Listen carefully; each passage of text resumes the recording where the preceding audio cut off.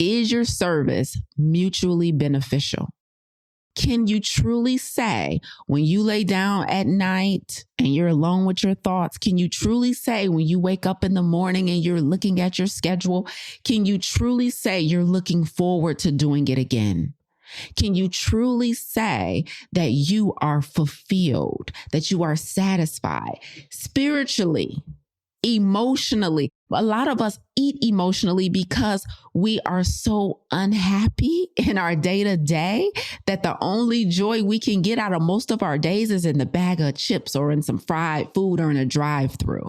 So your gift and the cause and the people who you are in service to with your gift should be a cause and a purpose that resonates with you and fills you up more than any substance could, more than any food could, more than anything else could. Your service and the execution of that service should be mutually beneficial.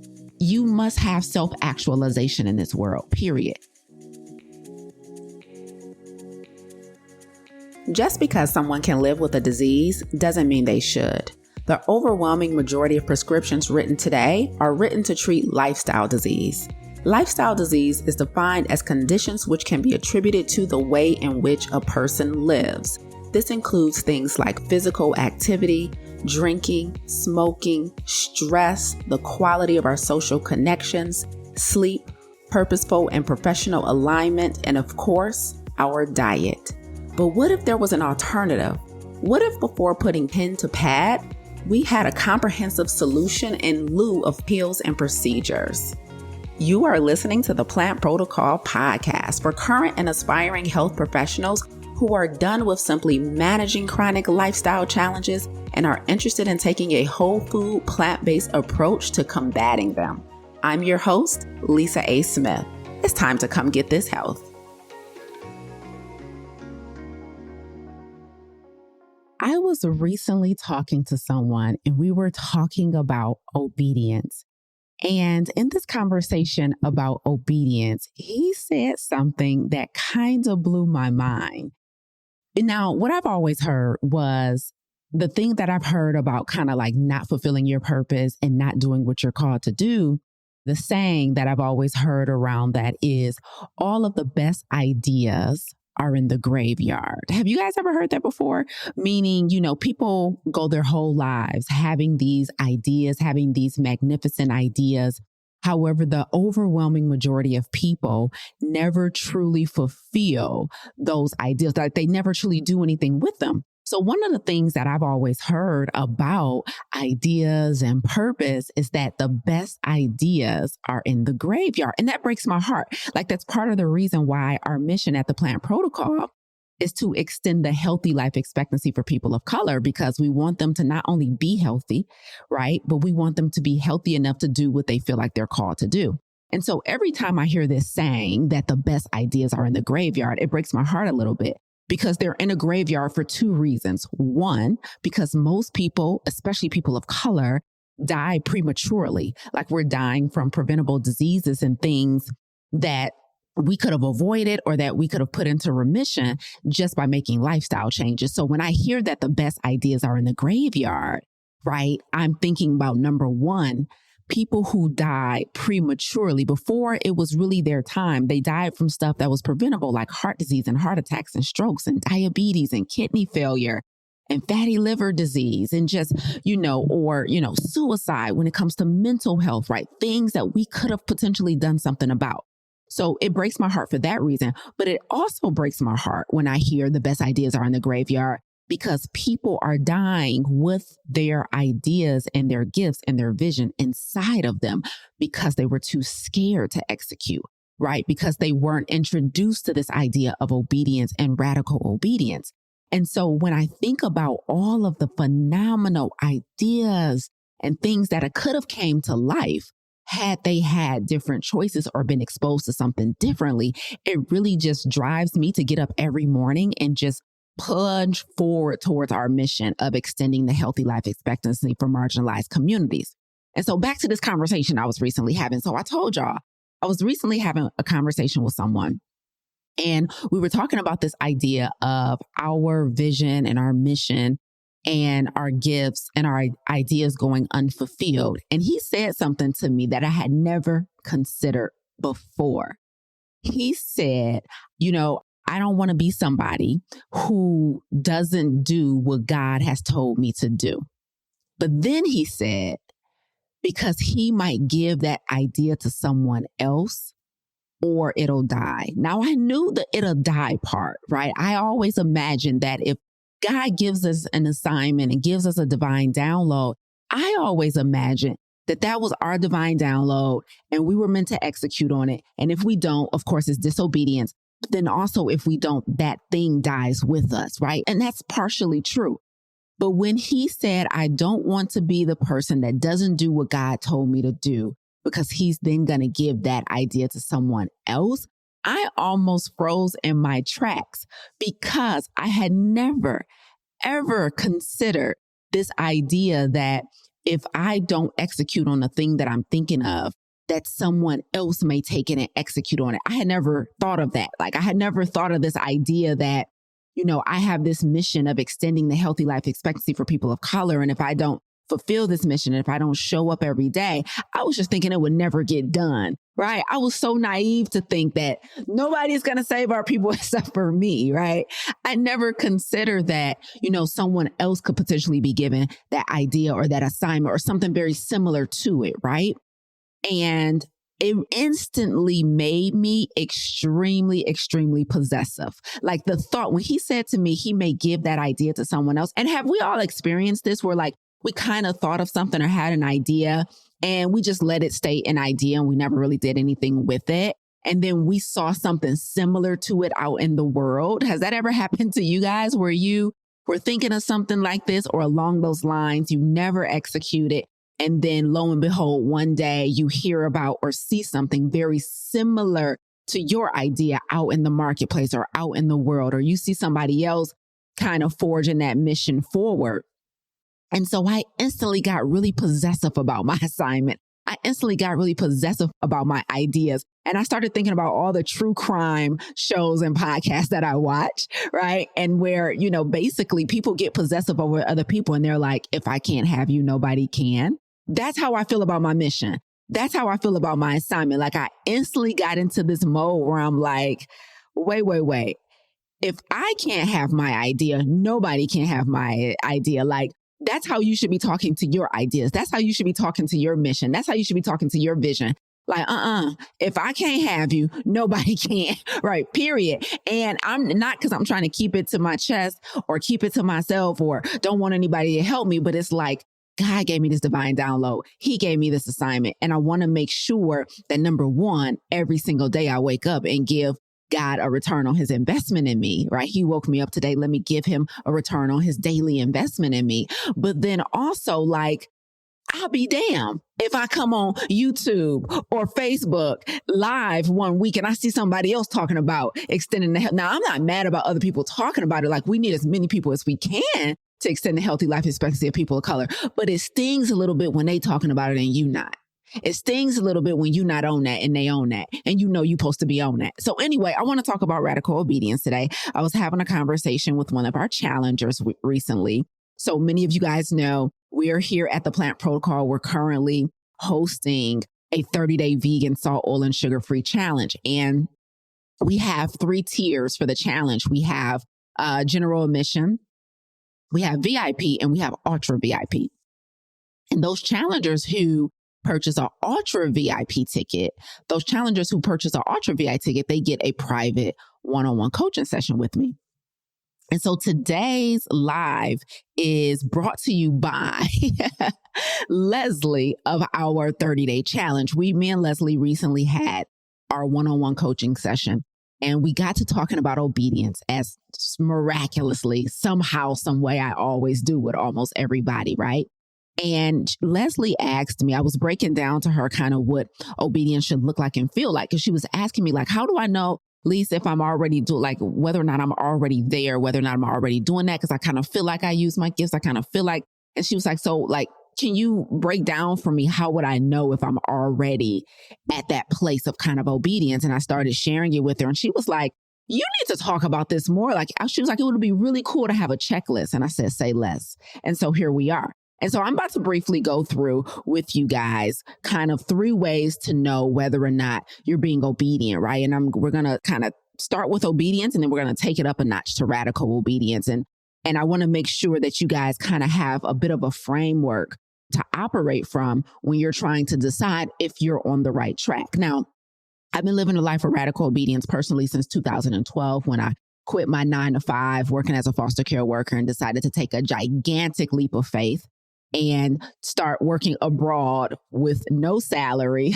living in another country, and decided to ditch all the things I went to school for and go work at the United States Embassy in Rome, Italy. And I didn't have any job, any plan for a career when I got back to the US. I had no idea what I was going to do, but I knew I wanted to live abroad. I knew I wanted to see the world. That's a big deal for me.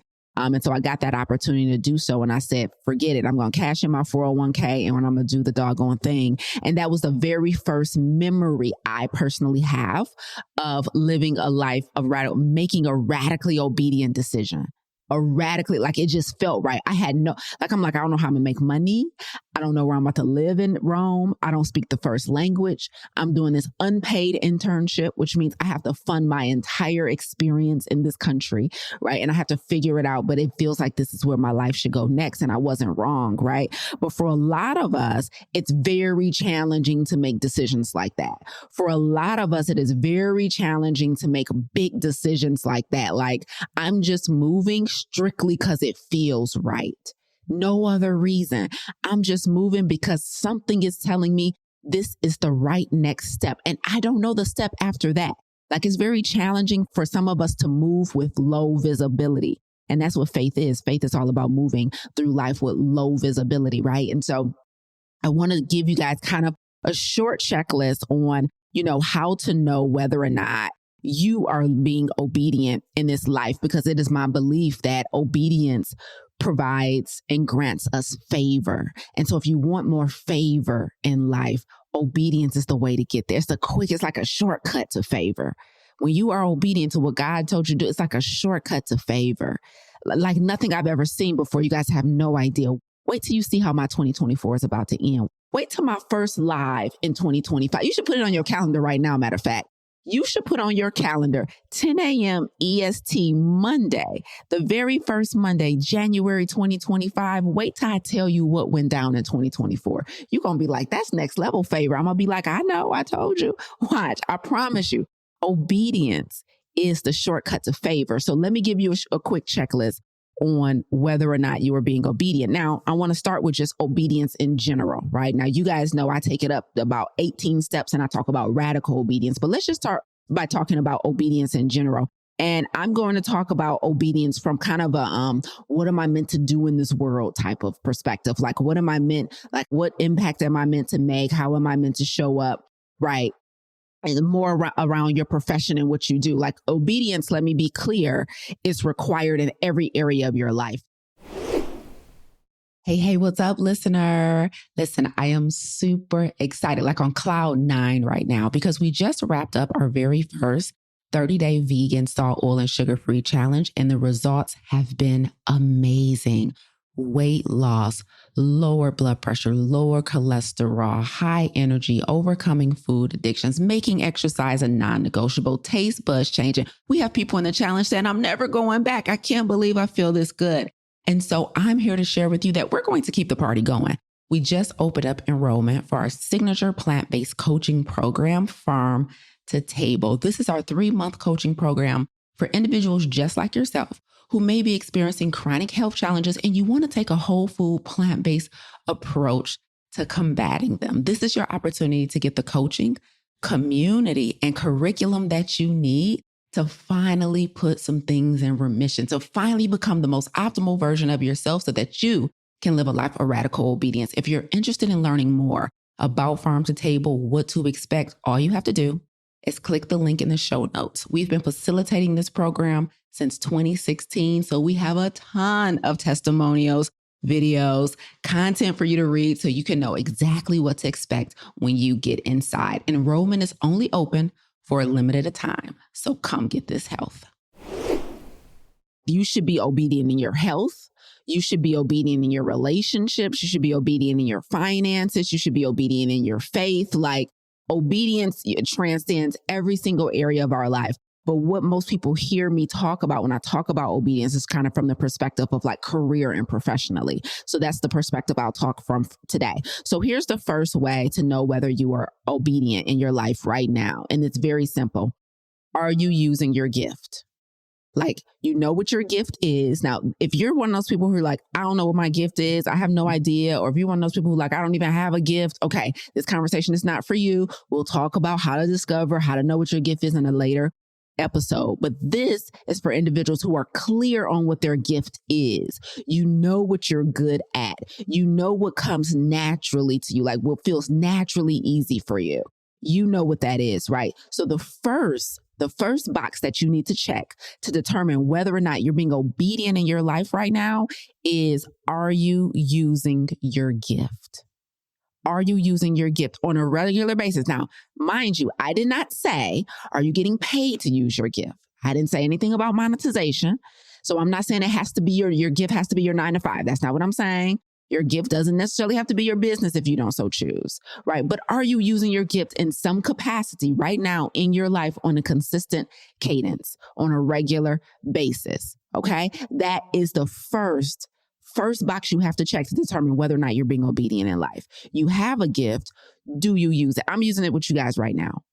Like speaking, teaching, my jam, coaching, best. I'm good at it. I'm great at it, right? I'm great at taking, I've heard this from multiple people, typically complex ideas and breaking them down and oversimplifying so that they're consumable. That's my jam, right? I'm also what we all now call me a wordsmith, right? So I'm very good at articulation and putting ideas together and making it make sense and, talking in a language that the average person can understand and conceptualize when it's typically a complex subject. That's my jam. That's my gift, right? So I use my gift on live with you guys every day. I use my gift on every stage that I step on. I'm teaching on a regular basis in different capacities, sometimes for no money at all, but I intentionally use and hone my gift. I allow people to set private complimentary calls with me just so I can get more reps in on my gift.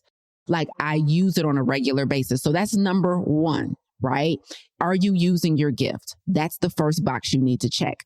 Now, here's box number 2. There's only 3 for whether or not you're obedient, okay?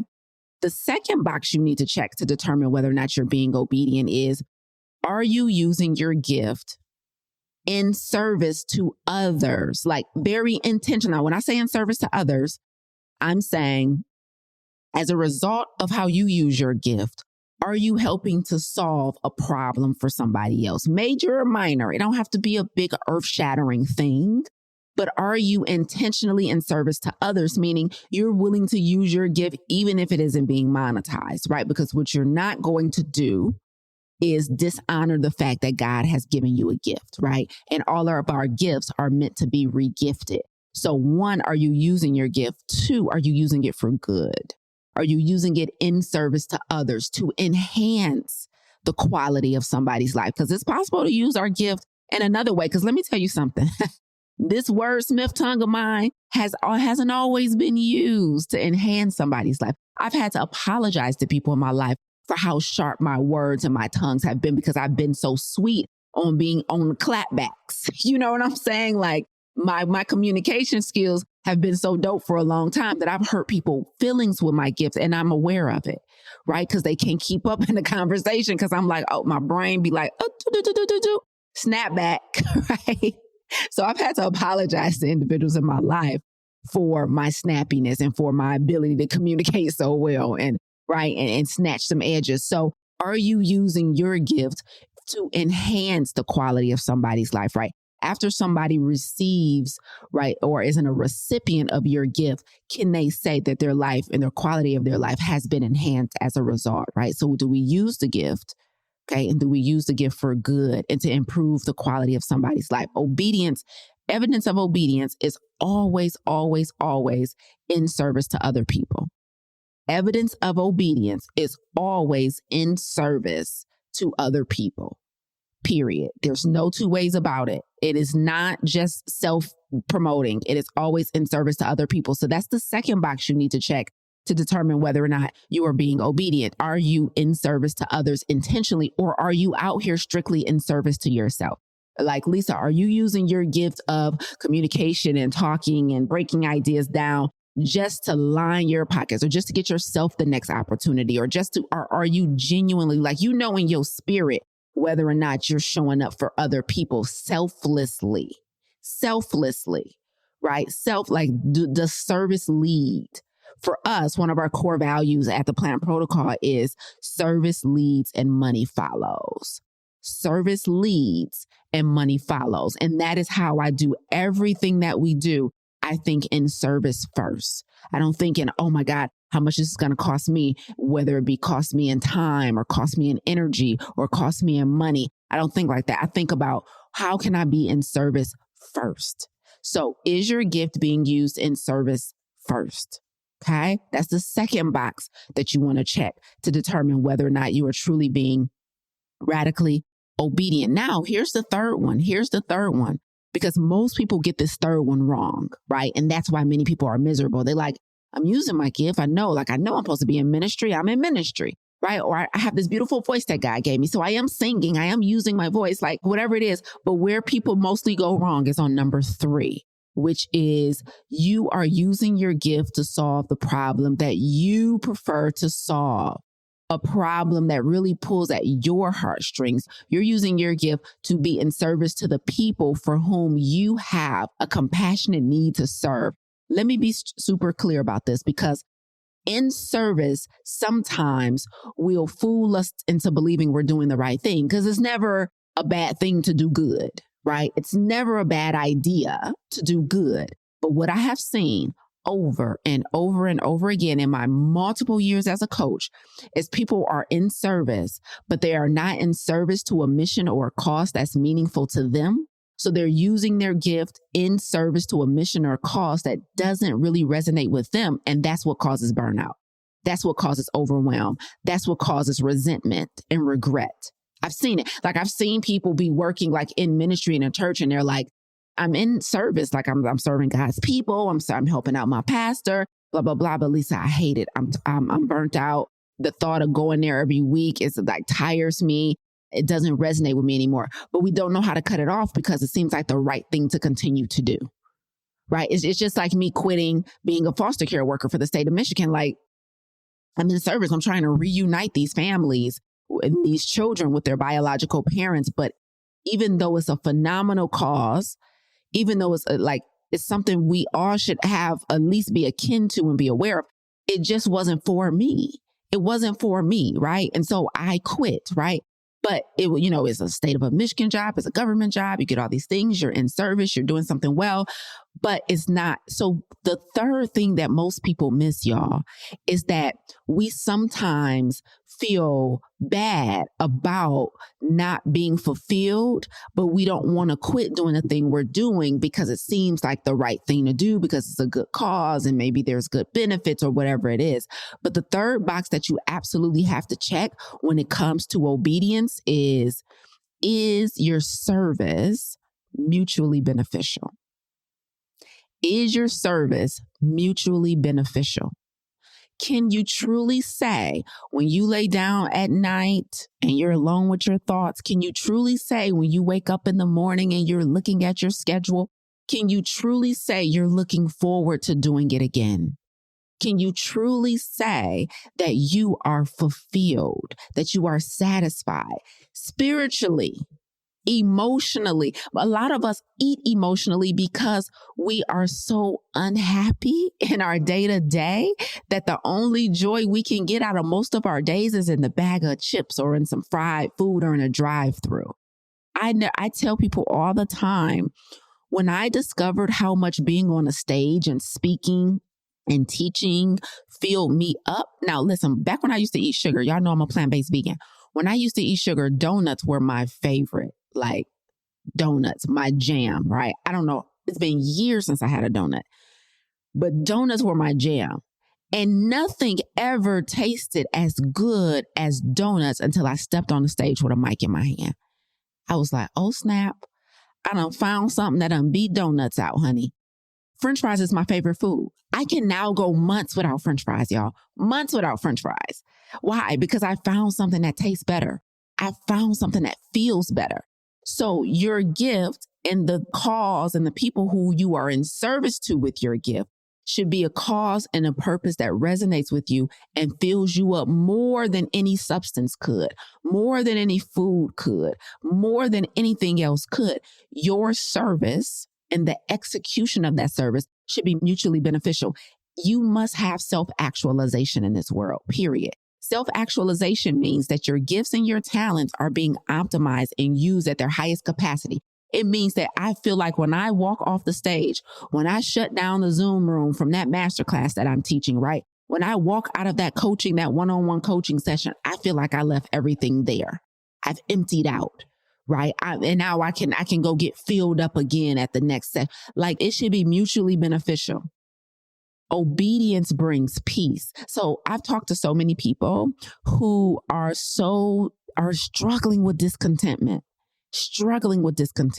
They are so unhappy and unwell, even though they're waking up every day to be in service to their family, right? They're keeping a roof over their family's head. They're like, doing everything they're supposed to do as a responsible adult. And sometimes we let adulting override our animalistic need to be self-actualized, right? So we let kind of like culture tell us that, okay, you get up, you work hard, you just do what's supposed to be done to take care of all your responsibilities, and you don't worry about your own happiness right now, or you compromise your health right now, or you do what needs to be done to take care of these babies. Like you don't get to spend money on you during this season. You have to prioritize doing this, and you have to prioritize taking care of them. And that is exactly how we die prematurely. That is exactly how our best ideas end up in a graveyard. That is exactly how we wake up one day 40 pounds overweight with a food addiction,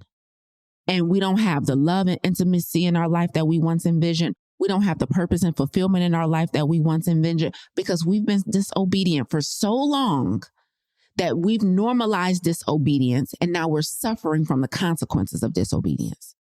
Your gift and the execution of it should be mutually beneficial. You do not have to use your gift on a cause that doesn't resonate with you. You just don't have to. And you shouldn't, because it's not sustainable. It's not sustainable. You can die young and still be alive. Listen to that and write it down. You can die young and still be alive. Some of us are the walking dead because we are so miserable, because we're so disobedient. You can die young and still be alive. So now let's take it up one more notch before we wrap up here today. Okay. So obedience is simply, am I using my gift? Am I using my gift for good in service to others? And have I selected the cause that means the most to me? Therefore, the usage of my gift is mutually beneficial. Not only are the recipients of my gift, their lives are significantly improved by me showing up, but my life is significantly improved, so much so that I don't need a cookie or a potato chip or a drive-through burger to make me happy because I'm so fulfilled in what I get to do every moment of the day. Are you so fulfilled where you feel like, you know what, I really feel like my gifts and my talents are being optimized and maximized? Like, do you have self-actualization? Are you on the road to self-actualization? Okay, so that's obedience. Now let's end by putting the extra sauce on it, because what I talk about is not obedience. I talk about radical obedience, and that's a whole different beast. Okay, so let me give you guys some boxes to check to ensure you are being radically obedient, because obedience and radical obedience are not the same. Okay. They are not the same. They live on the same block, but they ain't got the same address. Okay. So radical obedience, the very first indicator of whether or not you are radically obedient. First of all, let me define it, right? Radical obedience is, really about doing the thing that you know you're supposed to be doing, and despite the presence of fear and uncertainty, right? It's operating and moving forward on the thing you know you're supposed to be doing, despite the presence of fear and uncertainty. Now, radical obedience, remember earlier I talked about obedience transcends every area of your life, right? And I told you today I was going to talk more about it in the context of professionally what you're doing. But one sign that you are radically obedient in your life is that you are obedient in all areas, not just in what you do professionally, but you're obedient in your health. You're obedient in your finances. You're obedient in your relationships. You're obedient in your faith. You're obedient across there's not an area of your life that you can look at and be like, I'm not really pulling my weight over there. So radical obedience means I'm not just doing the thing that people can publicly see, but privately I'm drinking the water and getting to bed on time. Privately I'm meditating, praying. Privately I'm working on my faith muscle. Privately I'm doing the personal development work to make me better every day. Radical obedience is about the things that people can't see. I'm saving and I'm paying myself first, and I'm being a good steward of my money. I'm going to be a good steward of my time. I'm being a radical. See, obedience is like publicly what people can see. Like y'all see me on live here every week. Like y'all see me how I operate in the challenge in this masterclass. That you see me being obedient. And one, if their eye isn't sharp, if they aren't seasoned with their vision, one would look at me and everything that I do publicly and be like, oh, she obedient. Right? Like we done all seen Bruno Mars on the mic, right? Y'all know Bruno Mars got a voice from the gods, right? And he got feet from all the gods. That boy be dancing. We done all seen somebody like Bruno Mars on the stage, or we done all seen an actor like Denzel on the screen, and we be like, ooh, God didn't select them to do nothing but that. Because we're watching obedience, right? But we don't know if they radically obedient. Like, I don't know if they then go somewhere and eat right. I don't know how often they're exercising. I don't know if they pour into their relationships and they covet intimacy and strong social connections as much as they should. Like, we know they obedient in their gift and with their talent, but are they radically obedient across all areas? That's the part we don't see. Radical obedience is the part we don't see, right? And so, first sign of radical obedience is, does it transcend every area of your life, even the stuff that only you know about? That's number one. Number two, and this is the one for me. The second way to know whether or not you're radically obedient is the speed at which you move. So when you get the divine download, so the space between when you get the divine download and when you take action on the download, that space should be as short as possible. What typically happens for a lot of us as we're getting into practice of this obedience thing is we get the divine download and then we take weeks, months, sometimes years to execute. So you eventually become obedient, but it takes a real long time for you to have big enough faith or for you to have enough courage or whatever it is. So you're obedient, but you ain't radically obedient, because radical obedience says the space between the divine download and the action taken is as short as possible. It's similar to when you guys have all thought of somebody and then you didn't call them when you thought about them. You didn't text them when you thought about them. You didn't reach out to them when you thought about them. And then what happens? They reach out to you. And then what you say, I was just thinking about you. You thought about me last week. God put me on your mind last week. You didn't call me till next week. You ain't radically obedient. The space between when you get the divine download and when you take the action needs to be as short as possible. So eventually you get around to doing the thing, but you don't do it as quick as you're supposed to. Right? So radical obedience is number one. It transcends all areas, even the ones the public can't see. Number two, the speed at which you take action when God tells you to move is as short as the time is as short as possible. The speed is as quick as possible. The time between when you are told to do it and when you actually do it is as short as possible. That should be a short time span. I got the divine download here. I did the thing immediately. I dropped everything and did what God told me to do. So that's radical obedience. Radical meaning complete, obedience meaning surrender. Radical obedience is complete surrender. Some of y'all are just kind of half in the surrender, right? You like 40% surrender, right? You're like 70% surrender. And some of y'all is real tricky. It's real tricky because you 90% surrender. So you doing better than most, but you still ain't at 100. And that 90 is starting to give you a false positive because you're 90% at surrender, but you still ain't at 100. So radical obedience is, how quickly do you move when God tells you to? Radical obedience is, am I obedient in every area of my life? right? And not just the ones that the public can see. And I would say the last one, the last box that you need to check to identify whether or not you are radically obedient in your life is when you do move. So you like, no, Lisa, when God give me the divine download, I move as quickly as possible. Okay, very good. You like, no, Lisa, I'm obedient in every area of my life. Okay, here's the final box you need to check for radical obedience. And that is when you do move, when you do take action, do you do it with complete certainty? Do you do it with the utmost faith that God told me to do this, so I know that only a good outcome could come of this? Do you do it without a plan B? God told me to start this business, but I'm going to keep my 9 to 5 just in case. If you got a just in case plan on anything, you ain't radically obedient. You obedient because you started the business. You obedient because you writing a book. You obedient because you're using your gift, but you keep a plan B in your back pocket. Plan B in your back pocket is the absence of faith. The absence of faith is not radical obedience. It's obedience because I'm still moving, but I'm moving with uncertainty. So if you haven't mastered the art of moving with certainty when God tells you what to do, you ain't radically obedient. But you're doing good than the average person in our population because most people are just full out disobedient. But don't be fooled. Like, don't let your good become the enemy of your great. Be very careful with giving yourself a pat on the back too soon because you're moving, but you're still moving with uncertainty. You're still moving with doubt, right? Here's the better way to say it. You haven't burned the bridge yet. Does that resonate? You haven't burned the bridge yet. The bridge means I can still get back to the other side if I need to. Like, I'm not going to put in my resignation letter. Like, I'll still do this, but I'm not going to put people on notice. Like, I'm not going to put that person on notice. Like, I'm just going to slowly separate from them. I'm not going to have the tough conversation and tell them that it's over between us, right? Because I'm not going to burn a bridge yet because I'm too scared. Like, because what if? Like, bridges are made of what ifs. That's the material that bridges are made with, right? You don't quite walk away from the thing that you know you're not supposed to be doing or engaging in anymore because just in case.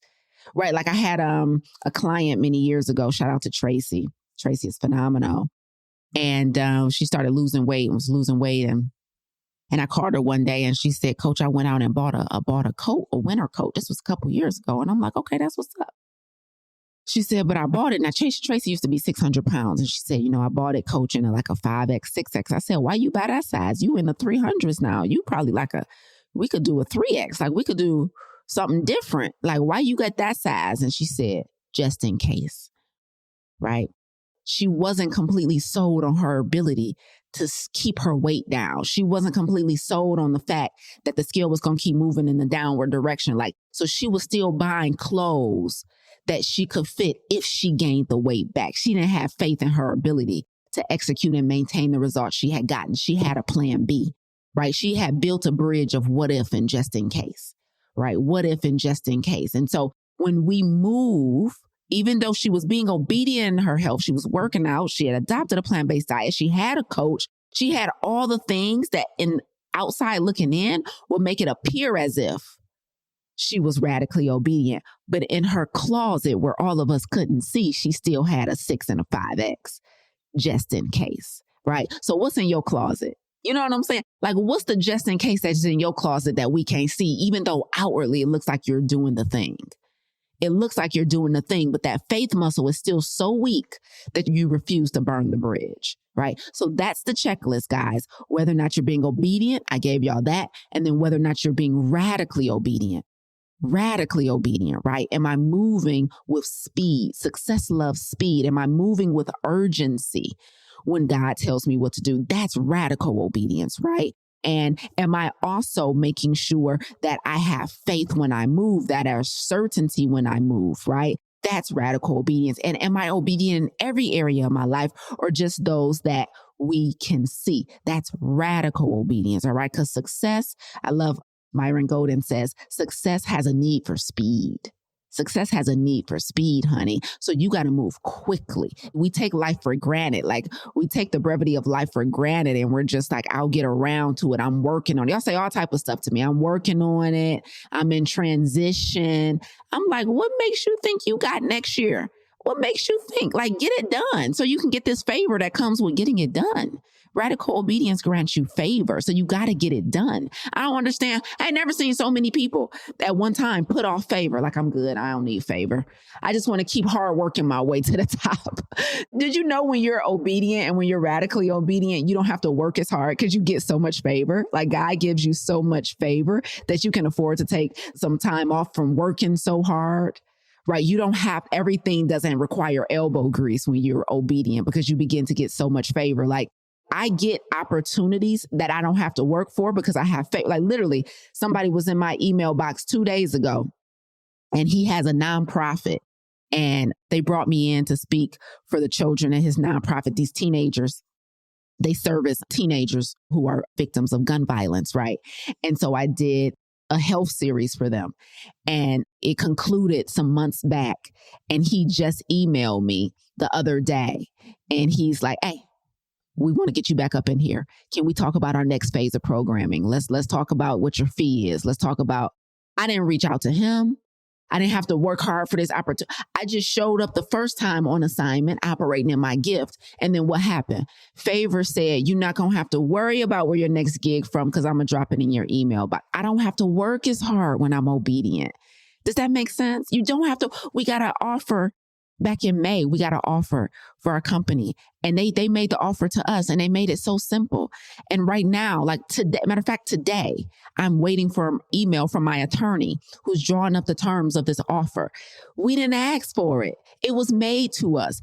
Obedience grants you favor. If you sick of working so hard for everything that you want in life, just start being obedient. I ain't never seen so many people be like, nah, I'm so accustomed to working hard that I'm not interested in favor.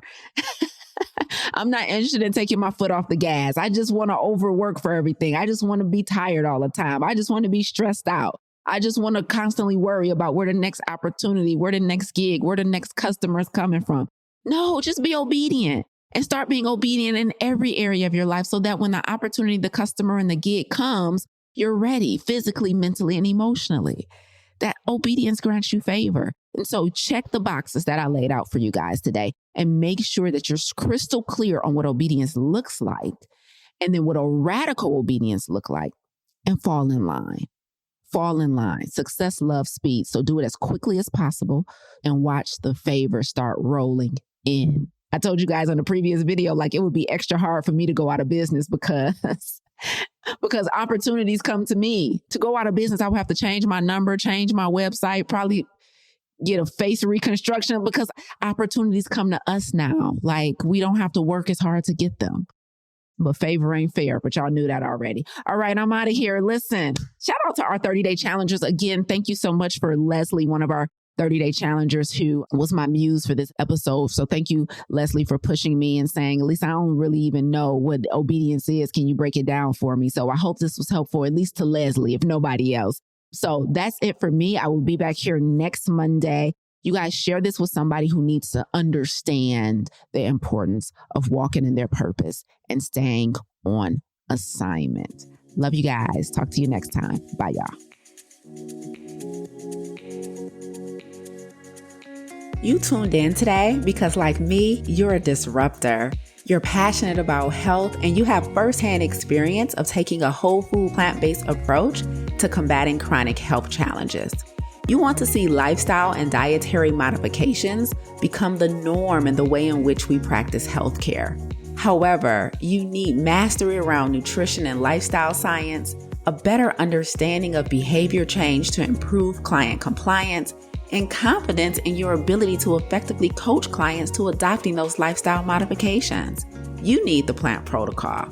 Visit theplantprotocol.com to apply and let's work together to improve the way in which we care for our most prized possession, our health. Thank you so much for listening today. If you enjoyed what you heard, please consider rating and reviewing this podcast. Until next time, remember, radical obedience is still undefeated. Stay obedient.